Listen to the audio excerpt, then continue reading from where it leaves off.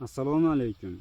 Ushbu loyiha Xalq bank hamkorligida Andijon viloyati, Andijon tumani, Guliston MFida 190 K kontrda amalga oshirilmoqda. Maydon hajmi 13 gektar, uzunligi 500 metr, bo'yi esa 260 metrni tashkil etadi.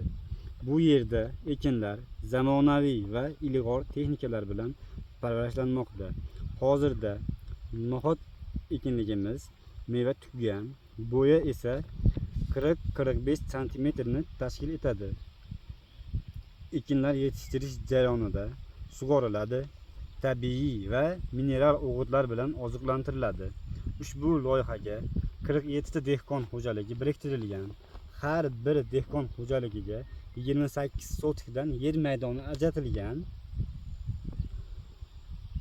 Amalga oshirish uchun Eko Interval MTJ biriktirilgan.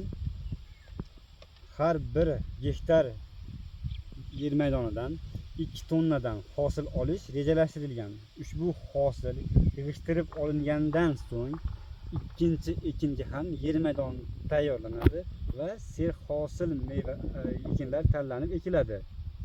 Bundan maqsad har bir dehqon xo'jaligini daromadini oshirish.